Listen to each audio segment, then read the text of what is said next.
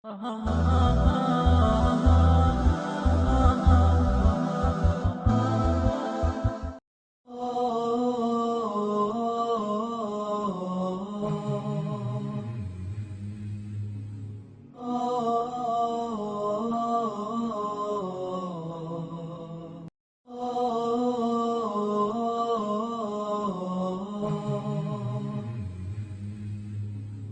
الحمد لله نحمده ونستعينه ونستغفره ونعوذ بالله من شرور أنفسنا وسيئات أعمالنا من يهده الله فلا مضل له ومن يضلل فلا هادي له أشهد أن لا إله إلا الله وحده لا شريك له وأشهد أن محمدا عبده ورسوله يا أيها الذين آمنوا اتقوا الله حق تقاته ولا تموتن إلا وأنتم مسلمون يا أيها الناس اتقوا ربكم الذي خلقكم من نفس واحدة وخلق منها زوجها وبث منهما رجالا كثيرا ونساء واتقوا الله الذي تساءلون به والأرحام إن الله كان عليكم رقيبا يا أيها الذين آمنوا اتقوا الله وقولوا قولا سديدا يصلح لكم أعمالكم ويغفر لكم ذنوبكم ومن يطع الله ورسوله فقد فاز فوزا عظيما أما بعد فإن خير الحديث كتاب الله وخير الهدي هدي محمد صلى الله عليه وسلم وشر الأمور محدثاتها وكل محدثة بدعة وكل بدعة ضلالة وكل ضلالة في النار. انشاءاللہ تعالی آج کی اس نشست میں مجھے جس موضوع کا مکلف کیا گیا ہے اس سلسلے میں نہایت اختصار سے کچھ باتیں آپ کے سامنے رکھوں گا. اپنی بات کے آغاز سے پہلے ایک بات یہ کہ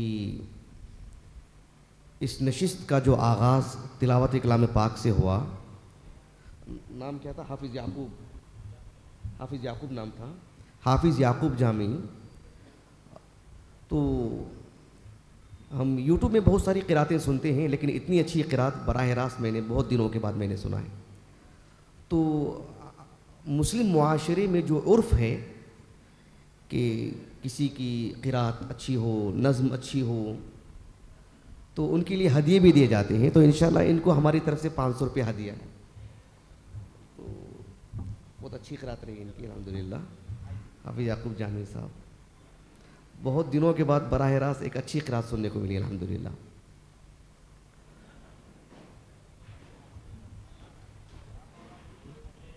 اچھا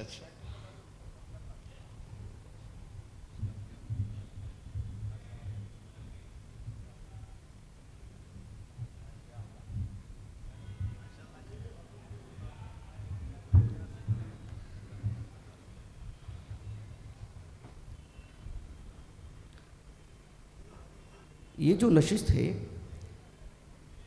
جس میں مجھے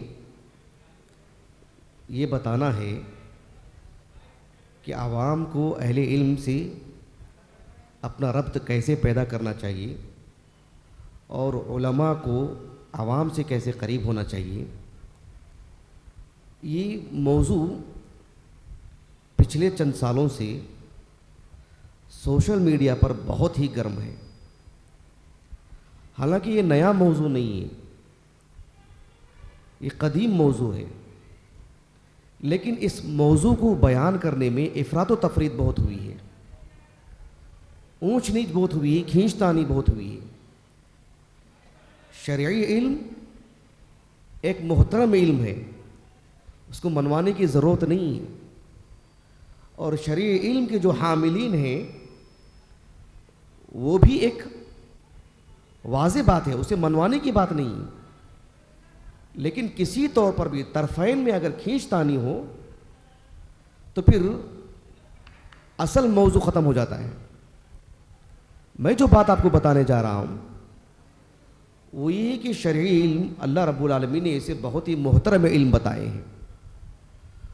اور شرعی علم جن کے سینوں میں ہوتا ہے تفاوت کے ساتھ، کسی میں زیادہ کسی میں کم، اللہ رب العالمین نے ان کو اتنا بڑا مقام عطا کیا کہ اللہ رب العالمین نے اپنے نام کے ساتھ اللہ نے اہل علم کا نام بیان کیا. اللہ تعالیٰ نے سورۃ آل عمران میں بیان فرمایا شہد اللہ انہ لا الہ الا ہو والملائکۃ واولو العلم. اللہ رب العالمین نے توحید کی جو گواہی دی ہے اس میں اللہ نے ملائکہ کا ذکر فرمایا اور انسانوں میں صرف اولو العلم کا اللہ نے ذکر فرمایا. ایک واضح بات ہے. لیکن شرعی علم حاصل کرنے والوں کی ایک جماعت ہونی چاہیے. امت مسلمہ کے جو علماء ہیں، ذمہ داران ہیں، سرپرست افراد ہیں، انہیں اس بات کا اہتمام کرنا چاہیے کہ ہمارے محلے سے، ہمارے گھرانے سے چند ایک افراد شرعی علم کے لیے اپنی زندگی وقف کر دیں.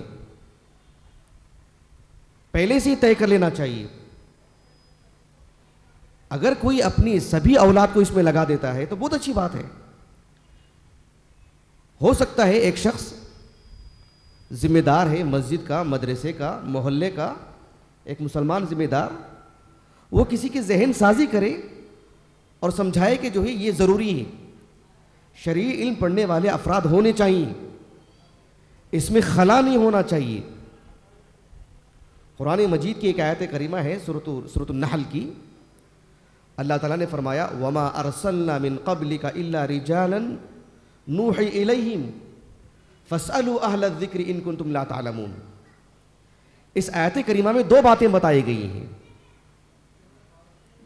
ایک بات تو یہ ہے جو آیت کریمہ سے بالکل ظاہر ہے، جسے کہتے ہیں نا عبارت النص.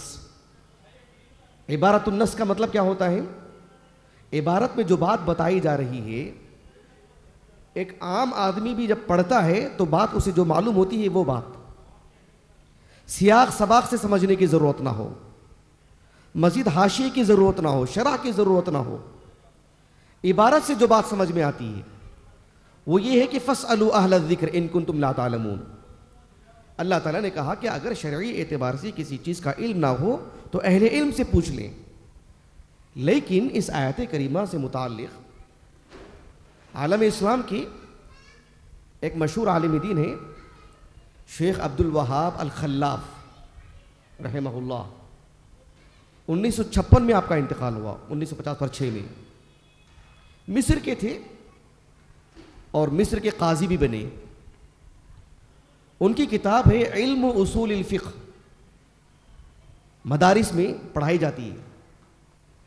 اس میں آپ نے اس آیت کریمہ سے متعلق ایک بات یہ کہی کہ عبارت النص کا تقاضا یہ ہے کہ علماء سے پوچھنا چاہیے، لیکن اشارت النص کا تقاضا کیا ہے؟ یعنی اس آیت کریمہ سے ایک اور بات بھی بتائی جا رہی ہے جو لکھت میں نہیں ہے، اس کا لازمی تقاضا ہے. اشاری زبان میں وہ بات بتائی جا رہی ہے، اندرون وہ بات بتائی جا رہی ہے. آپ نے کہا یفہم منہ بطریق الاشارۃ ایجاب ایجاد اہل الذکر فی الامہ.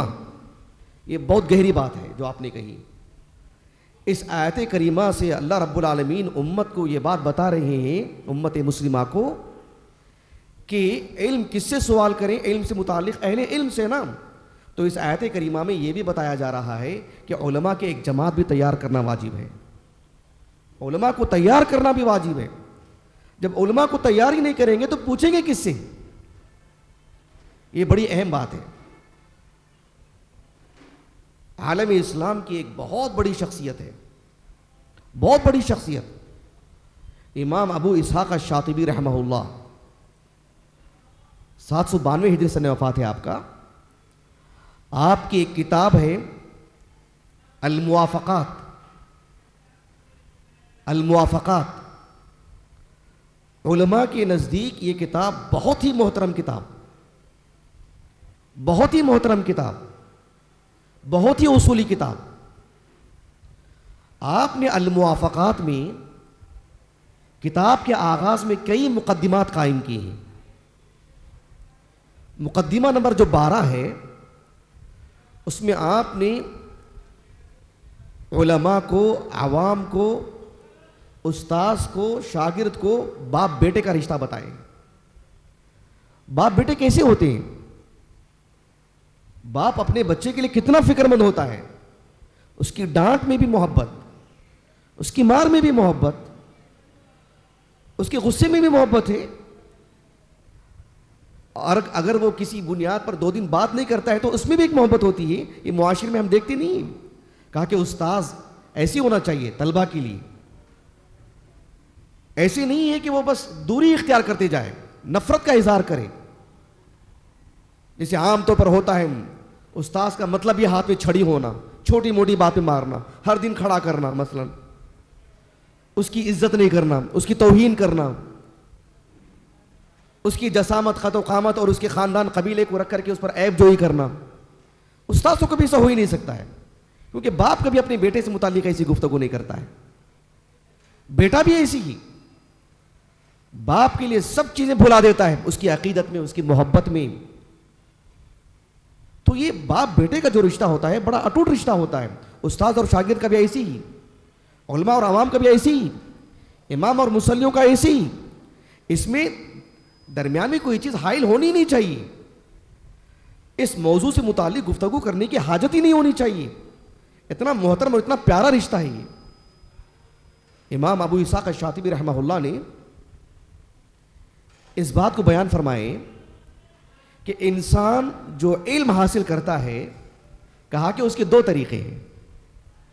انسان جو علم حاصل کرتا ہے, انسان کوئی بھی انسان, اللہ رب العالمین نے انسان کی فطرت میں جو علم کے حصول کے جو ذرائع رکھے ہیں, کہا کہ 2.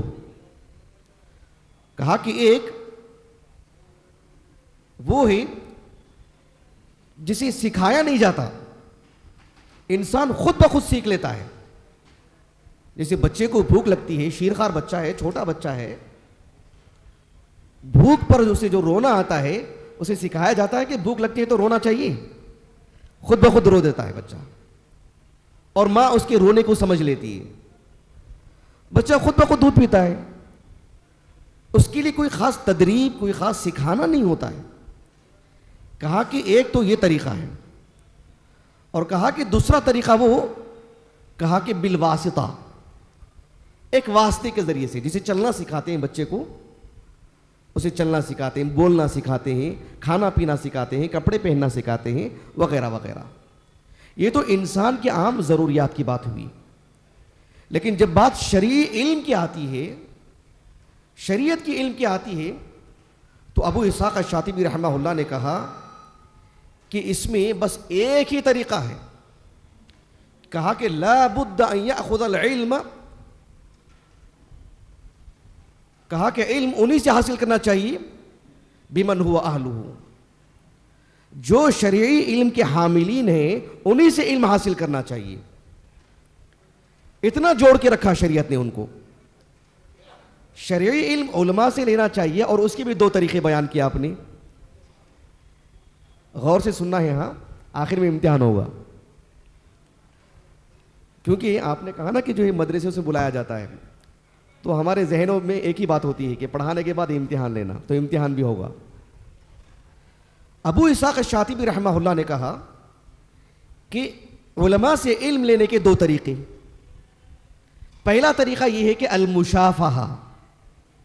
المشافہہ کا مطلب کیا ہے, کوئی بتا سکتے ہیں؟ المشافہہ براہ راست علم لینا, براہ راست علم لینا. 2 طریقوں میں سے پہلا طریقہ یہ ہے کہ المشافہہ. ابو اسحاق الشاطبی رحمہ اللہ نے کہا ہی انفع الطریقین واسلمہما, یہ نفع کے اعتبار سے, سالمیت کے اعتبار سے, فائدے کے اعتبار سے سب سے بہترین طریقہ ہے. اور ایک ایسی خصوصیت ہے, خاصیت جعلہ اللہ بین المعلم والمتعلم, اللہ نے استاذ اور شاگرد کے درمیان یہ جو رشتہ رکھے مشافہتاً کا, براہ راست علم لینا, یہ سب سے بہترین طریقہ ہے یہ. اور یہ ان کی خصوصیت, ان کی خاصیت ہے یہ.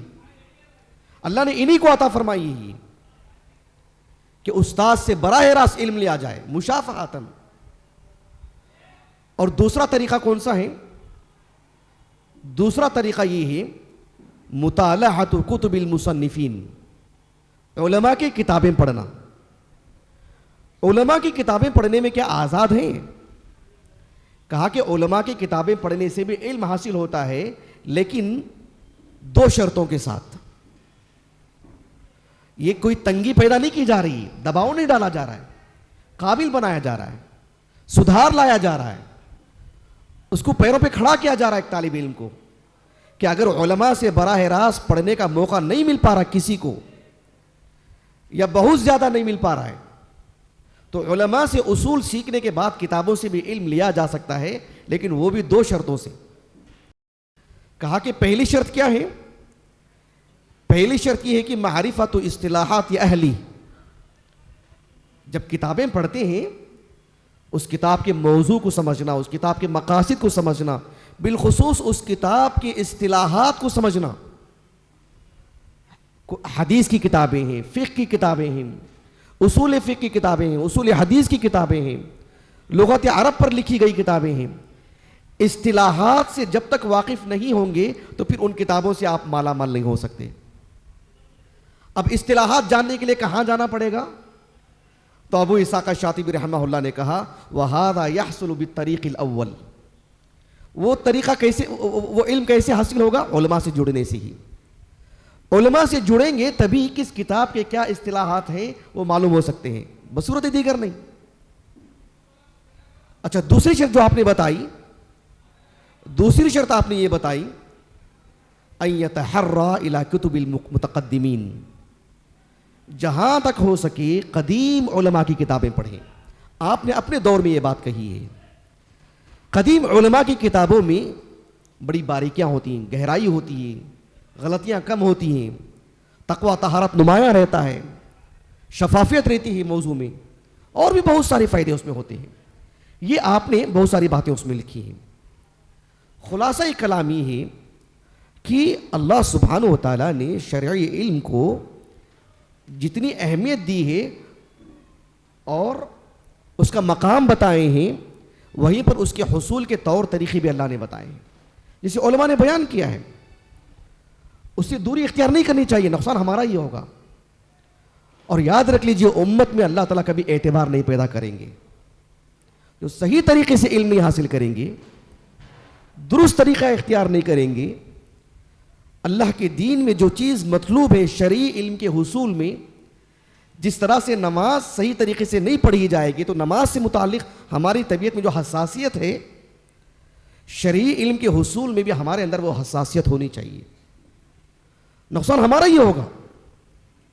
اسی لیے امام ابو الحجاج المزی رحمہ اللہ، عالم اسلام کے بہت بڑے عالم دین، بہت بڑے عالم دین، شیخ الاسلام ابن تیمیہ رحمہ اللہ کے رفیق، جگری دوست کہتے ہیں نہیں، ہر پہلو ساتھ رہنے والے ابن تیمیہ کے رحمہ اللہ، شیخ الاسلام ابن تیمیہ رحمہ اللہ کو بڑا اعتبار تھا ان پر، گہرے دوست۔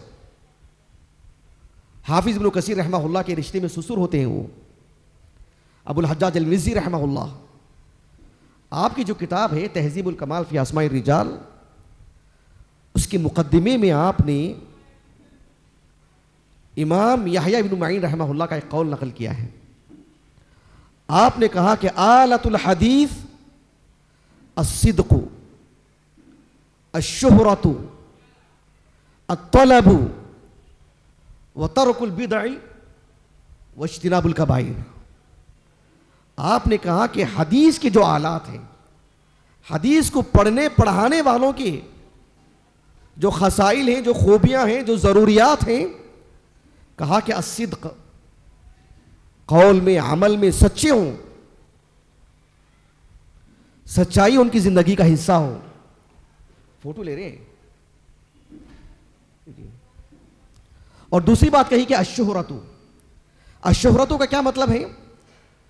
الشہرۃ کا مطلب یہ ہے کہ علم و فضل میں علماء کے مابین، امت کے مابین، عوام کے مابین ان کا مقام ہو، ان کی شہرت ہو۔ کہاں انہوں نے بچپن سے پڑھا ہے، حفظ کیا ہے، پھر جو ہے انہوں نے دینی علم حاصل کیا ہے، اساتذہ سے پڑھے ہیں، اور ایک زندگی لگائی ہے انہوں نے، اسی میں رہے ہیں۔ یہ بات ہونی چاہیے، یہ مطلب ہے الشہرۃ کا۔ آج سوشل میڈیا کا دور ہے، جس کے ہاتھ میں موبائل ہے، جس کے پاس یوٹیوب چینل ہے، وہ اپنی ایک ویڈیو ڈال سکتے ہیں اس میں، اور شہرت حاصل ہو سکتی ہے، وہ معنی نہیں شہرت کا. شہرت کا معنی یہ ہے کہ علماء کے مابین، عوام کے مابین، امت مسلمہ کے مابین معروف ہو. امام بخاری صرف علماء کے مابین نہیں، عوام کے مابین نہیں، سب جانتے ہیں آپ کو، آپ کس درجے کے عالم دین ہیں. تو یہ بات ہے اس میں. اور الطلب کہا، الطلب کہ انہوں نے شرعی علم کو اس کے سبھی اجزاء، انہوں نے حدیث پڑھی ہو، قرآن پڑھا ہو، تفسیر پڑھی ہو، شروحات پڑھے ہوں اساتذہ کے پاس، عربی زبان پڑھی ہو، اصول فقہ پڑھے ہوں، اصول حدیث پڑھے ہوں، زمانہ لگایا ہو اس میں، یہ سب چیزیں اس میں ہونی چاہیے. بدعات سے وہ دور ہوں، کبیرہ گناہ ان کی زندگی میں نہ ہو. یہ سب کہا کہ آلۃ الحدیث ہیں. یہ سب آج سوشل میڈیا کا دور ہے، یوٹیوب چینل پر آپ کو 50 چہرے ملیں گے، آپ کو جس کی آواز بلند ہے، جو زیادہ دیر تک بولتے ہیں، یا سمجھ رہے ہیں آپ، دنیا بھر میں اردو زبان میں، انگریزی زبان میں، یہ زبان کا جو چٹخارا ہوتا ہے، آپ اس کو دور رکھیں. شرعی علم کی نزاکت کو سمجھیں. اگر کسی کو مشکل ہو رہی ہے تو اللہ سے دعا کریں. امام بدر الدین ابن جماعہ رحمہ اللہ کی کتاب ہے تذکرۃ السامع والمتکلم، اس میں آپ نے ایک بات کہی کہ ینبغی للطالب ان یقدم النظر ویستخیر اللہ فی من یأخذ عنہ العلم. کہا کہ ایک طالب علم کو اللہ تعالیٰ سے استخارہ کرنا چاہیے، دعا کرنا چاہیے، خیر مانگنا چاہیے کہ اللہ میں کس سے علم حاصل کروں، کس سے مجھے ٹھوس علم ملے گا. اس طرز پر علم حاصل کریں گے تو پھر اللہ رب العالمین ترقی دیتے ہیں، پھر اتقان پیدا ہوتا ہے.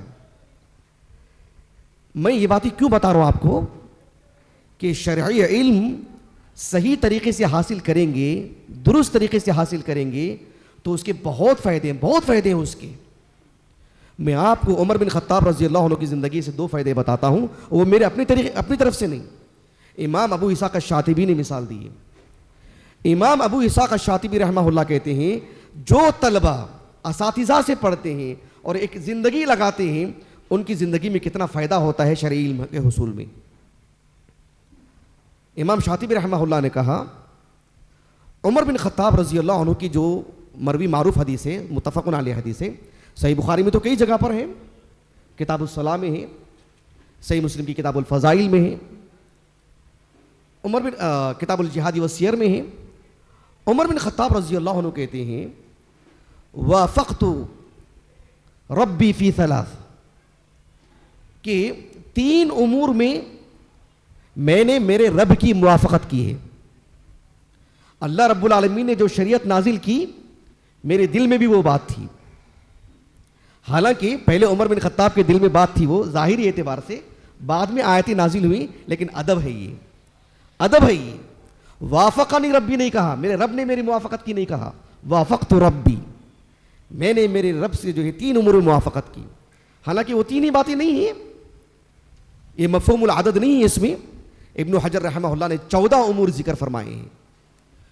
اس حدیث کو ذکر کر کے ابو اسحاق الشاطبی کہتے رحمہ اللہ کہ عمر بن خطاب رضی اللہ عنہ کا علم اتنا ٹھوس کہا کہ وافقت ربی، متعدد امور میں، وہاں تو 3 کی بات ہے، متعدد امور میں نے میرے رب کی موافقت کی. اچھا کہاں سے آیا اتنا ٹھوس علم عمر بن خطاب کو؟ کہاں سے آیا اتنا ٹھوس علم؟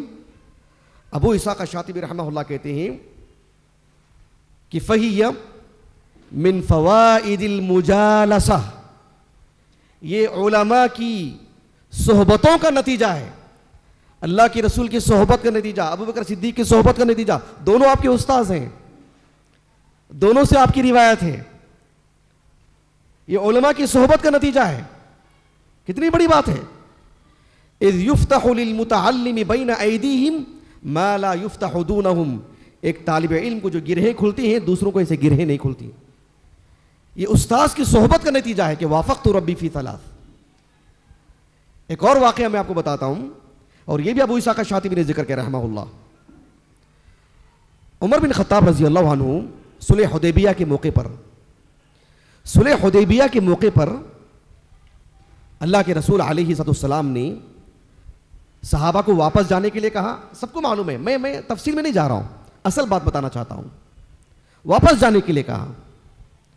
آپ نے خود حلق کروایا, آپ نے نہر کی اپنے جانوروں کو, اپنے اونٹوں کو, سبھی صحابہ نے کر لیے, واپس جانے لگے. عمر بن خطاب رضی اللہ عنہ جہاں بہت اپنے اندر جوش و خروش رکھتے تھے, وہیں پر بہت ہی تابعدار انسان تھے عمر بن خطاب رضی اللہ عنہ. جوشیلے ہونے کا یہ مطلب نہیں تھا کہ کبھی اللہ کے رسول کی آواز پر اپنی آواز بلند کی ہو, کبھی جوش میں آ کر کے آپ نے یہ کہنا نہیں میں ایسے ہی کروں گا, نہیں. بہت تابعدار انسان. عمر بن خطاب رضی اللہ عنہ اللہ کے رسول کے پاس آئے اور آ کر کے کہا السنا علی حق وہم علی باطل. اے اللہ کے رسول ہم حق پر نہیں ہیں اور وہ باطل پر نہیں ہیں. الیس قتلانا فی الجنہ وقتلاہم فی النار. ہمارے جو شہداء ہیں وہ جنت میں نہیں گئے کیا, اور ان کے جو مقتولین ہیں وہ جہنم رسید نہیں ہوئے ہیں, پھر بھی کیوں ہم تنازلی اختیار کر رہے ہیں؟ اللہ کے رسول نے بس ایک بات کہی. آپ نے کہا کہ یا ابن الخطاب انی رسول اللہ ولن یضیعنی اللہ. کہا کہ میں اللہ کا رسول ہوں اور مجھے اللہ ہرگز ضائع نہیں کرے گا. عمر بن خطاب وہاں سے چلے گئے رضی اللہ عنہ. ابو بکر صدیق کے پاس گئے, آپ نے بھی یہی جواب دیا. اب یہاں پر اس واقعے کو بیان کر کے ابو اسحاق الشاطبی کہتے ہیں رحمہ اللہ, کہتے ہیں کہ فتأمل قصۃ عمر بن الخطاب رضی اللہ عنہ فی صلح الحدیبیہ. کہتے ہیں کہ عمر بن خطاب رضی اللہ عنہ کے اس واقعے کو سامنے رکھ کر کے غور کریں. کیا غور کرنا چاہیے؟ کہتے ہیں کہ آپ نے کوئی شور شرابہ کیا, آپ نے جذباتی ہو گئے, آپ دو لوگوں کو لے کر کے الگ جماعت بنائی آپ نے, اللہ کے رسول کے خلاف کچھ کہا آپ نے صلی اللہ علیہ وسلم, آپ نے کچھ نہیں کہا. کہا کہ فہذا من فوائد الملازمہ والانقیاد للعلماء والصبر علیہم فی مواطن الاشکال. یہ آپ کی عبارت ہے, کتنی بصیرت افروز عبارت ہے آپ کی. آپ نے کہا کہ اللہ کے رسول ایک عالم دین, ایک امام, ایک معلم کی صحبت کا نتیجہ ہے یہ کہ اگر کسی مسئلے میں احتمال ہو, معنی واضح نہ ہو, تب بھی آپ استاذ کے زیر نگرانی رہیں. آپ اعتماد کریں اپنے استاذ پر, اپنے عالم پر, اپنے امام پر, ایک ذمہ دار پر, مسلمانوں کے امام پر, ان کے فیصلوں پر عزت کی نگاہ سے دیکھیں. جذبات میں آ کر کے دو ٹکڑے نہ ہو جائیں, دو جماعتیں نہ بنا لیں, شور شرابہ نہ کریں, سوشل میڈیا پر ان کے اور ان کے خلاف لکھتے نہ رہیں, ان کے خلاف بولیں نا, اس سے مزید انتشار پیدا ہوگا. کتنی بری بات ہے, سبحان اللہ. تو اتنی ساری باتیں میں بتا کر میں آپ کو ایک اہم بات اور بتاتا ہوں, آخری بات نہایت اختصار سے. شریعت نے عام مسلمانوں کو علماء سے جوڑنے پر اتنا زور دکھایا ہے, اتنی سختی کی, اس میں مداہنت ہی نہیں کی, کسی طرح کا سمجھوتا نہیں کیا ہے. لیکن شریعت نے علم دینے والوں کو بھی یہ صلاح دی ہے کہ عوام کو اپنے سینے سے لگا کے رکھیں, ان کی تکریم کریں, ان کو عزت دیں, ان کو قریب لائیں, گفتار میں, کردار میں, کسی طور پر بھی. آپ کو وہ حدیث معلوم ہوگی جسے امام ابن ماجہ رحمہ اللہ اپنی السنن کی مقدمے میں لے کر آئے ہیں, کتاب افتتاح الصلاۃ میں. ابو سعید الخدری رضی اللہ عنہ کہتے ہیں اللہ کے رسول نے صحابہ سے کہا صلی اللہ علیہ وسلم, سیأتی علیکم قوم یطلبون العلم, کہ تمہارے پاس کچھ لوگ آئیں گے اور علم حاصل کرنے کے لیے آئیں گے. اللہ کے رسول نے کہا صلی اللہ علیہ وسلم, اذا رأیتموہم فقولوا مرحبا مرحبا بوصیت النبی صلی اللہ علیہ وسلم. جب وہ تمہارے پاس آئیں تو انہیں مرحبا کہو, ان کو خوش آمدید کہو ان کو، اور کہو کہ اللہ کے رسول کی وصیت تھی ہمارے لیے کہ جو شرعی علم حاصل کرنے کے لیے آئیں گے تو انہیں عزت دینا چاہیے، انہیں خوش آمدید کرنا چاہیے، مدرسوں میں ہوں، مسجدوں میں ہوں، اس طرح کے دینی پروگراموں میں کہیں بھی ہوں، شرعی علم حاصل کرنے والے جو لوگ آتے ہیں یہاں ہوں دور ہوں، ان کے لیے کسی طور پر بھی شریعت نے صرف تکریم کا پہلو رکھا ہے. اس میں کسی کی عزت اچھالنا بالخصوص بہت دکھ ہوتا ہے، بہت تکلیف ہوتی ہے. سوشل میڈیا بڑا حساس آلہ ہے، پوری دنیا دیکھتی ہے، پوری دنیا دیکھتی ہے، مسلمان بھی غیر مسلمین بھی. ذاتی مسائل کو لے کر کے کبھی کبھار لوگ دین کے حوالے سے سوشل میڈیا پر گفتگو کرتے ہیں، ممبر و محراب پر بھی، سامنے حدیث کی کتابیں رکھتے ہوئے بھی. یہ سب کسی طور پر بھی مناسب نہیں ہے. سوشل میڈیا ایک بہت بڑی دولت ہے اللہ رب العالمین کی. اللہ کے رسول نے کہا علیہ الصلوۃ والسلام،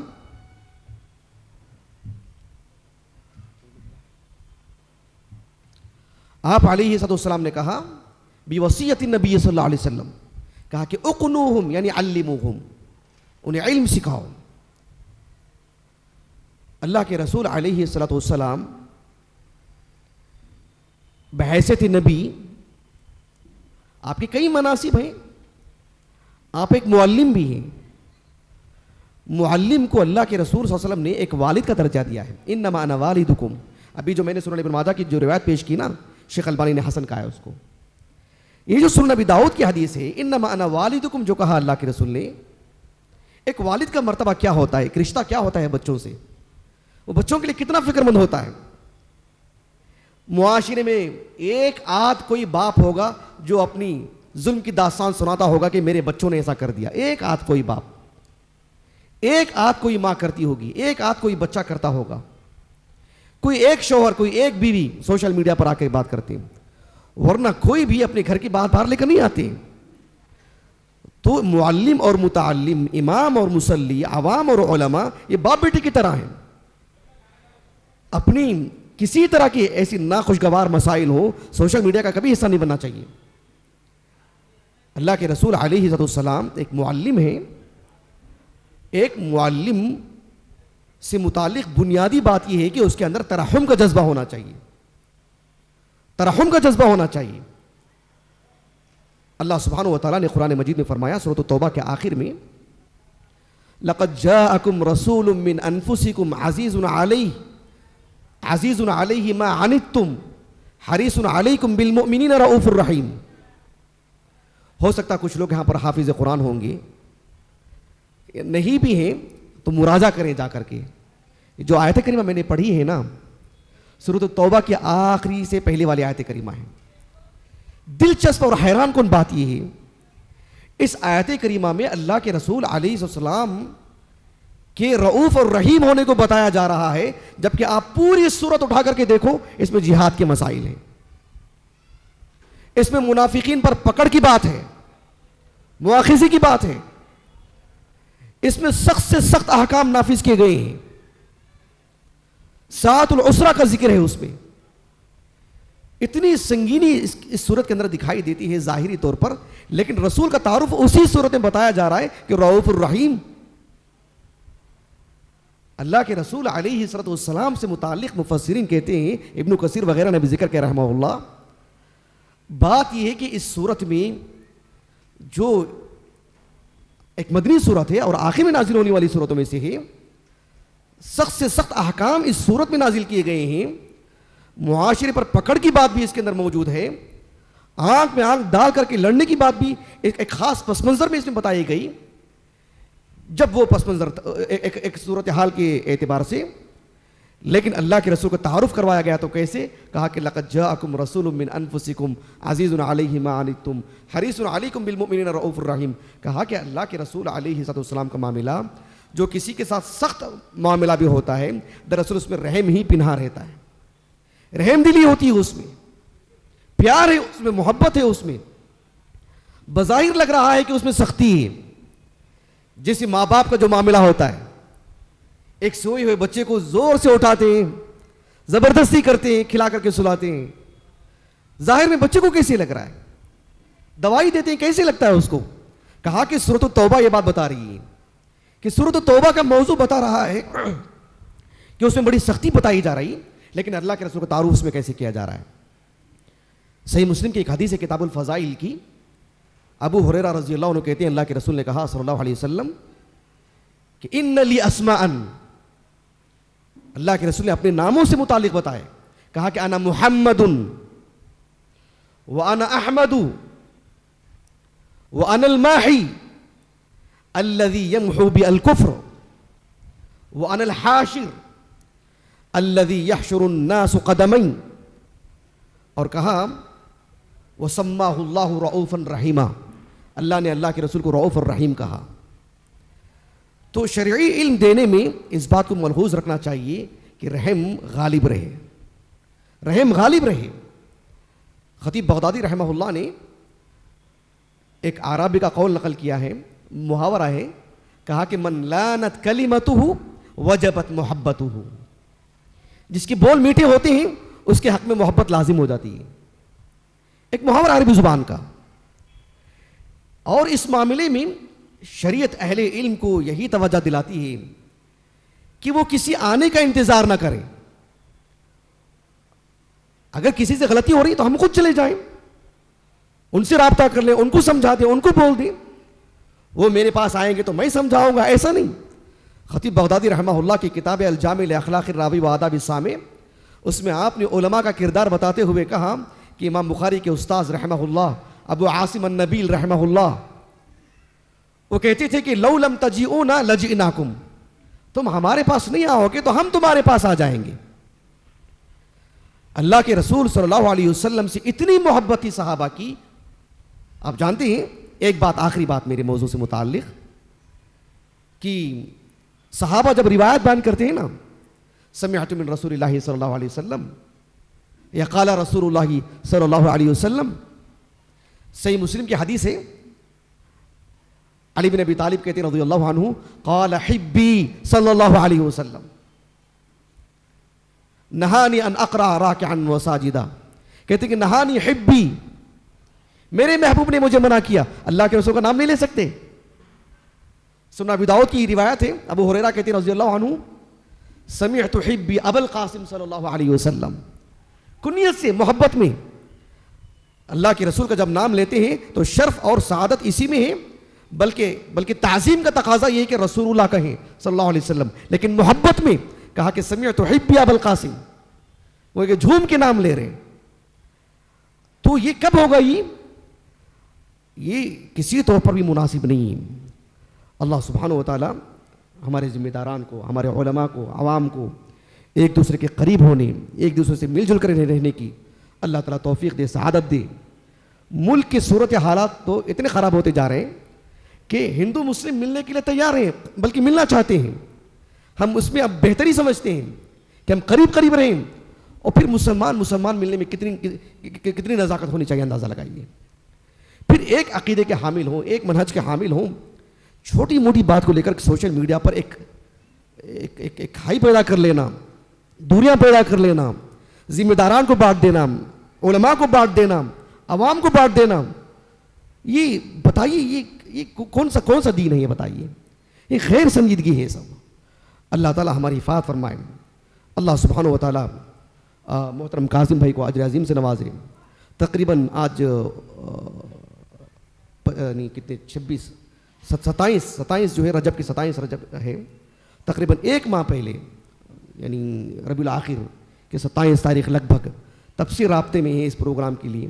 پچھلے 2 دن سے طبیعت اتنی ناساز ہو گئی، میں نے کل معذرت کر دیا تھا کہ نہیں آ پاؤں گا، لیکن اللہ کے فضل و کرم کے بعد آپ کی محبت غالب تھی کہ میں چلا آیا یہاں پر الحمدللہ۔